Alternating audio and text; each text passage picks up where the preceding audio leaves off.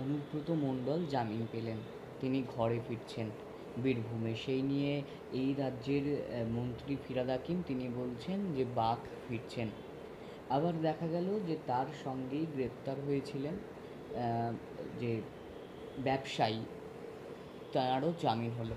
মানুষ প্রশ্ন তুলছে যে সবাই যদি আইনের মারপ্যাচে এইভাবেই জামিন পেয়ে যায়, জামিন পাওয়ার পর এই রাজ্যে বহু মন্ত্রী বহু নেতাকে দেখা গেছে বহাল তবিয়তে ঘুরছে, তাহলে তো তারা কোথাও গিয়ে এই দুর্নীতি বা এই রকম অন্যায় করতে মানে আরও সাহস পাবে যে আমরা তো আইনের মারপ্যাচে জামিন পেয়ে আবার ফিরব।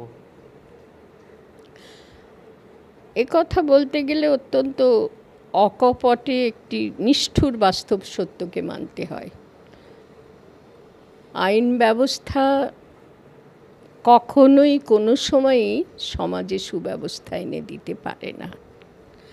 আইন শুধুমাত্র অপরাধীকে অপরাধী গণ্য করার যে নিয়মগুলো বিধিগুলো আছে, প্রক্রিয়াগুলো আছে, সেগুলো করতে পারে। কিন্তু সেখানেও আইনবিদরা বিভিন্ন আমার খুব প্রশ্ন জাগে যে একটা মানুষ সজ্ঞানে কী করে আইনবিদ হয়ে যায়। তোমরা বোধহয় জানো কি না জানি না, গান্ধীজি ব্যারিস্টারি ছেড়ে দিয়েছিলেন। আমার নিজের মনে হয় আমি কখনো আইনজীবী হতে পারতাম না, কারণ আমি কখনো জেনে শুনে কোনো খুনিকে মুক্তি পাওয়ার জন্য আইনের আশ্রয় নিতে পারতাম না। তারা তো জানে যে হ্যাঁ, তার কাছে মনে হয় যে খুনিকে বাঁচাতে হবে, এটা আমার কাজ, আমি আইনজীবী, আমি পারতাম না। তো যাই হোক, এগুলো হচ্ছে আইনের সীমাবদ্ধতা। আইনজীবীরা আইনের আশ্রয় নিয়ে হত্যাকারীকে, চূড়ান্ত অপরাধী, মনুষ্যত্বঘাতী মানুষকে নিষ্পাপ বলে ঘোষণা করে দিতে পারে। এমন আবার উল্টো দিকটাও হয়, একেবারেই নিরপরাধ মানুষ, তার ফাঁসি হতে পারে, তার চূড়ান্ত শাস্তি হতে পারে। ফাঁসি এখন বহু দেশেই নিষিদ্ধ হয়ে গেছে। সুতরাং আইন ব্যবস্থার উপরে নির্ভর করে যদি কোনো দেশ চলে, তাহলে আমি মনে করব যে সে দেশটা দুর্ভাগা দেশে পরিণত হয়। আমাদের দেশটা সেরকম একটা অবস্থার দিকে যাচ্ছে, কারণ আইন প্রকৃত অপরাধীকে বার করতে পারে না, আইন নিষ্পাপ মানুষকে, নিরপরাধ মানুষকে বাঁচাতে পারে না। আইনের নিজস্ব একটা ভঙ্গি আছে, সে ভঙ্গিতে এই দুটোর কোনোটাই সম্ভব নয় যে নিরপরাধ বলে প্রমাণিত হলো, আর যে অপরাধী সে অপরাধী বলেই আইনের জোরে প্রমাণিত হয়ে গেল, এটা হয় না। সুতরাং আজকে যদি আমরা মনে করি যে এই অনুব্রত মণ্ডল জামিন পেয়ে গেল, তারপরে কি হবে, সে তো আবার স্বস্থানে ফিরে আসছে, এসব নিয়ে আমার মনে আর কোনো দুশ্চিন্তা হয় না। এটা তো হবেই, এটাই তো স্বাভাবিক ছিল। জামিনটা তো আইনের ফাঁকেই রয়েছে, জামিন দেওয়া যায়। প্রবল অপরাধী সে ধরা পড়ল, গ্রেপ্তার হলো, তারপর জামিন পেয়ে গেল। তো জামিন পাওয়ার পরেই এমনও তো দেখলাম এই যে হত্যাকাণ্ডে, এই যে হাসপাতালের হত্যাকাণ্ডে যিনি প্রধান অপরাধী বলে এখন তাকে মনে করছে সকলে, সেই অপরাধী তো দীর্ঘদিন গ্রেপ্তার হয়নি, অনেক দিন হয়ে গেল গ্রেপ্তার করা হলো না। তাহলে আইনের কোন ফাঁক দিয়ে সেটা সম্ভব হলো? গ্রেপ্তার না করলে সেই মানুষটা যা কিছু তখনও লোপাট করা যায়, যা করে দেওয়ার মতন ব্যাপার আছে, যে সমস্ত ক্লুগুলো থাকতে পারে। সে তো ভেবেছিল সে তো বিশ্বপ্রভু হয়ে গেছে, এরকম হয়তো ভেবেছিল যে সে হাসপাতালটাই তার বিশ্ব হয়ে গেছে এবং সে তার প্রভু। সুতরাং অনেক কিছুই ছিল যেগুলো লুকানোর দরকার ছিল। গ্রেপ্তার করতে দেরি করা হলো, তারপর গোয়েন্দা দপ্তর থেকে এটা করা হচ্ছে, তারপরে গ্রেপ্তার করা হলো, করার পরে দেখা যাচ্ছে অনেক কিছু বার হচ্ছে, আবার অনেক কিছু লোপাটও হয়ে গেছে, পাওয়া যাচ্ছে না। তো এইসবগুলো দেখলে তো বোঝা যায় মানুষের আর আইনের উপর আস্থা নেই, আমারও নেই। আইন শুধু এটুকু করতে পারে সন্দীপন, যে অপরাধী প্রমাণিত হলে শাস্তি দিতে পারে।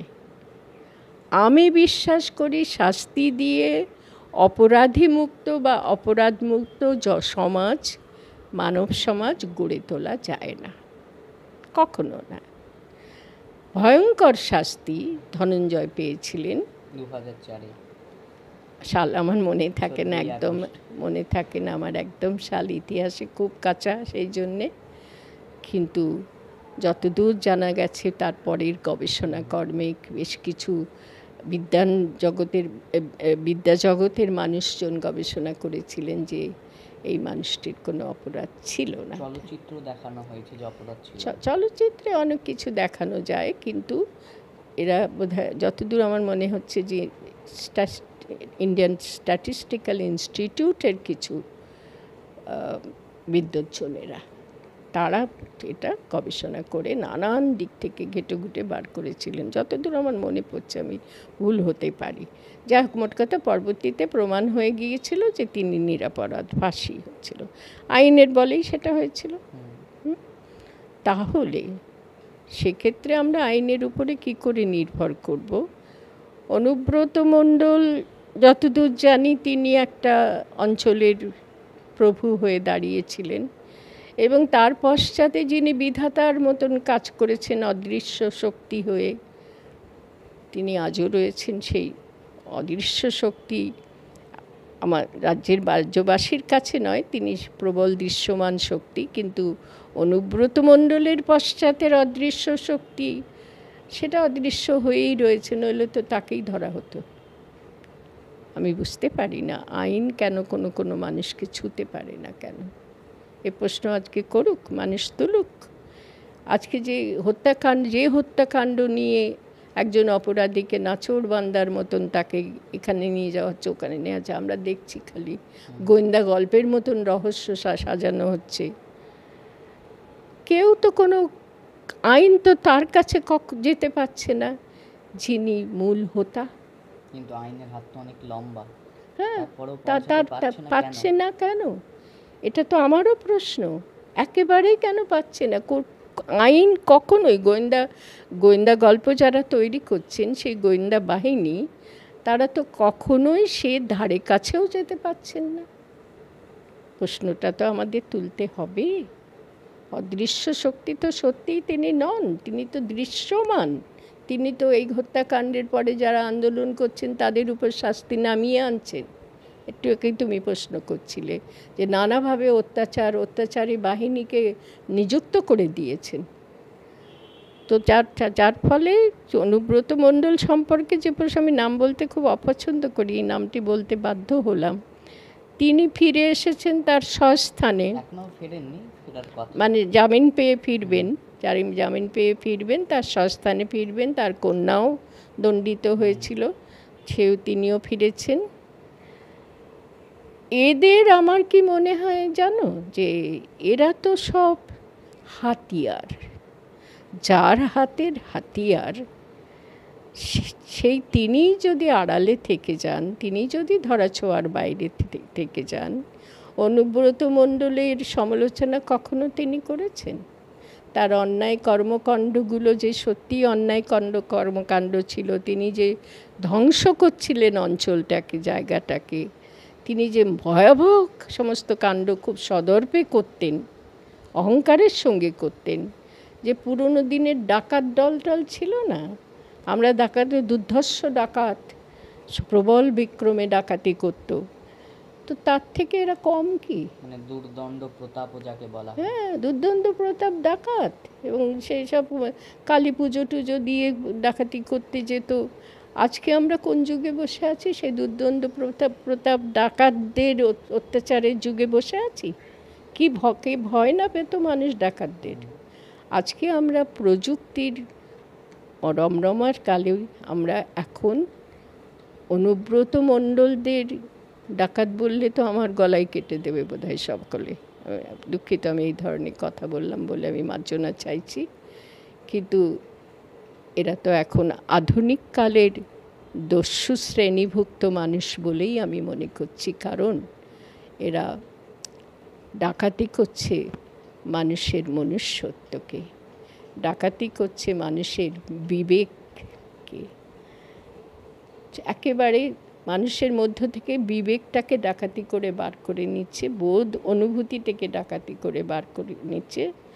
বোধ অনুভূতি থাকবে না মানুষের মধ্যে, তাদেরকে অনুচর বানাচ্ছে। অনুব্রত মণ্ডলের অনুচর বাহিনী প্রচুর, আর অনুব্রত মণ্ডল নিজে যার অনুচর, আমি জানি না আইন তাকে কি করে ছাড় দেয়।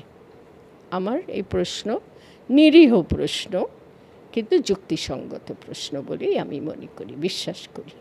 শেষ প্রশ্ন, আরজি কর কাণ্ডের যে মামলা সুপ্রিম কোর্টে চলছে, গতবারও দেখা গিয়েছিল যে শুনানি পিছিয়ে ছিল, এবারও দেখা গেল 27শে সেপ্টেম্বর যে শুনানি হওয়ার কথা ছিল সেটা 30শে সেপ্টেম্বর আবার শুনানি পিছিয়ে গেল। সেই নিয়ে যখন গতবার শুনানি পিছিয়ে ছিল রাজ্যের আবেদনে, সেই দিক থেকে সেটিং তত্ত্ব এসেছিল, এবারও কিন্তু রাজ্যের আবেদনে সেই শুনানি পিছালো। মানে জনগণ কিন্তু কোথাও গিয়ে ক্ষিপ্ত হচ্ছে, যে জনগণ যেখানে ভাবছে যে কোথাও গিয়ে যত তাড়াতাড়ি সম্ভব দোষী ধরা পড়ুক, সেখানে বিচার ব্যবস্থার কোথাও গিয়ে একটা গড়িমসির ছবি যেন জনগণের কাছে ধরা পড়ছে। আমি একটু আগে সেই কথাটা দিয়ে আসলে শুরু করেছিলাম, বলতে গিয়ে একটু ভিন্ন পথে পরিভ্রমণ করে ফেললাম বলা যায়। সেটা হচ্ছে আইন ব্যবস্থার মূলটা। শীর্ষ আদালত ভারতবর্ষের, আমরা বলি শীর্ষ আদালত, ভারতের শীর্ষ আদালত, ভারতের শীর্ষ বিচার ব্যবস্থা। যিনি প্রধান বিচারপতি তাকে বলা হয় ভারতের প্রধান বিচারপতি। শীর্ষ আদালতের প্রধান বিচারপতি বলেও বলা হয় ভারতের প্রধান বিচারপতি, CJI, chief justice of India. এটাও আমাকে খুব ভাবায়, ভারতবর্ষের প্রধান বিচারপতি কি করে এটা হলো? এই প্রশ্নটাও আমি সকল দেশবাসীর কাছে রাখছি। ভারতবর্ষ তো একটা দেশ, একটা বিশাল বিশ্বের ভূখণ্ড। সেই ভারতবর্ষের প্রধান বিচারপতি, অর্থাৎ সব মানুষের তিনি প্রধান বিচারপতি। ভারত মানে তো ভারতবাসীর ভারত। কি করে এটা চালু হয়ে গেল? ভারতের প্রধান বিচারপতি তিনি ভারতের যে শীর্ষ আদালত তার প্রধান বিচারপতি। এইরকম যখন শব্দবন্ধ তৈরি হয়ে যায়, সে দেশে দুর্ভাগ্য খুব কম দিনে যায় না বলেই আমার বিশ্বাস। তো আমরা লক্ষ্য করেছিলাম, বেশ কিছুদিন ধরেই লক্ষ্য করছি, এই শীর্ষ আদালতের প্রধান বিচারপতির সঙ্গে আমাদের শাসক দলনেত্রীর এক ধরনের সখ্যতা আছে, নিকটবর্তিতা আছে, প্রভাব রয়েছে। তিনি প্রভাব বিস্তার করতে পারেন এই ভারতের প্রধান বিচারপতি বলে খ্যাত মানুষটির উপরে। আবার এটাও দেখা গেছে তিনি যেহেতু ওইরকম একটা অবস্থানে রয়েছেন, অতএব প্রবল বুদ্ধিধারী মানুষ, তিনি ভারসাম্য রক্ষা করতে জানেন। এবারে যখন জুনিয়র ডাক্তাররা যাকে আইনজীবী হিসাবে নিযুক্ত করলেন, আর অন্যদিকে রাজ্য সরকারের পক্ষে আইনজীবী, এইখানে আইনের খেলাটাও তুমি বুঝে দেখো। রাজ্যে ঘটল একটা হত্যাকাণ্ড, তার পক্ষে আইনজীবী, হত্যাকাণ্ডের পক্ষে আইনজীবী, আর অন্যদিকে সেই হত্যাকাণ্ডের বিচার যারা চাইছে তাদের পক্ষে আইনজীবী।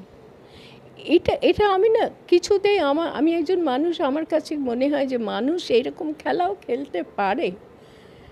প্রকাশ্যে আমরা দেখতে পাচ্ছি যে একটা স্পষ্টতই যেটা একটা হত্যাকাণ্ড, তা সেটাকে ব্যাখ্যা দেওয়ার জন্যে, সেটাকে আইনের মাধ্যমে সুরক্ষা দেওয়ার জন্যে একটা আইনজীবী নিযুক্ত হতে পারে, তাও আবার রাজ্য সরকারের। সরকারটা কার? একদম একেবারে ঠিক প্রশ্নটি করেছো। রাজ্য সরকার বলে কিছু হয়? আমাদের সরকার, রাজ্যবাসীর সরকার। সেই সরকারের টাকা লক্ষ লক্ষ কোটি কোটি টাকা ওখানে খরচ হচ্ছে। যাই হোক, যিনি একজন মহিলা বিচারপতি, অত্যন্ত প্রশংসিত বিচারপতি, দক্ষতা সম্পন্ন বিচারপতি নিযুক্ত হওয়ার পরে মানুষ যেন একটু স্বস্তির নিঃশ্বাস ফেলল। তা না হলে কি হচ্ছিল না, এই একজন ব্যক্তি রাজ্যের এবং ভারতের মাথায় যিনি বসে আছেন বিচারপতি হিসেবে, দুজনের মধ্যে সম্পর্কটা, আমি একটা আত্মীয়তার সম্পর্কের কথা জানতে পেরেছি কিছুদিন আগে, হতে পারে সেটাই এর সূত্র, এই সখ্যতার প্রভাব বিস্তার তিনি করছিলেন। এবং সম্প্রতি যে সমস্ত কাণ্ড আমরা দেখছি, যেটার কথা তুমি এক্ষুনি বললে, তাতে এটা একেবারে সুনিশ্চিতভাবে প্রমাণিত হয়ে গেল যে এখানকার যিনি প্রধান ব্যক্তি আর শীর্ষ আদালতের যিনি প্রধান ব্যক্তি, তার উপরে প্রভাব বিস্তার করার প্রভূত ক্ষমতা এই ব্যক্তিটা অর্জন করেছেন।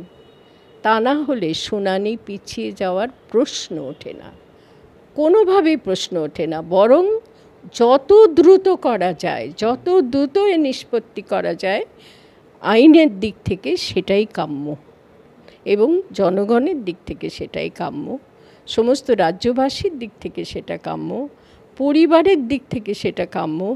অসহায় মা বাবা, তাদের দুঃখের সীমা পরিসীমা নেই, তাদের দিক থেকে সেটা কাম্য।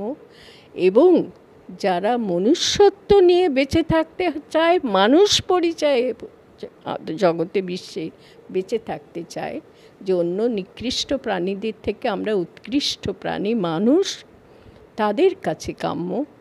সেটাকে ওলটপালট করে দেওয়া সম্ভব হলো দেখছি আর ভাবছি, হায় রে বিচার, হায় বিচারপতি, আর হায় নেতৃত্বের ক্ষমতা লাভ করা মিথ্যে অহংকারে স্ফীত মানুষ। আদালত তো আদালত নয়, মানুষই বিচার করবে, এবং তার সমস্ত সূত্র রয়েছে আমাদের গণতন্ত্রে। এটা গণতান্ত্রিক দেশ, আদালত দ্বারা পরিচালিত দেশ নয়। এটাই আমার শেষ কথা। শীর্ষ আদালত হোক বা শীর্ষের শীর্ষ আদালত হোক, তার দ্বারা পরিচালিত দেশ আমাদের নয়। জনগণের ক্ষমতায় এখানে প্রধান। গণতান্ত্রিক দেশ আমাদের। সেই গণতান্ত্রিক দেশে গণ আদালতে এর বিচার হোক। শীর্ষ আদালত যদি ব্যর্থ হয়, তাহলে গণ আদালত বসুক, জনগণ বিচার আদায় করে নিক।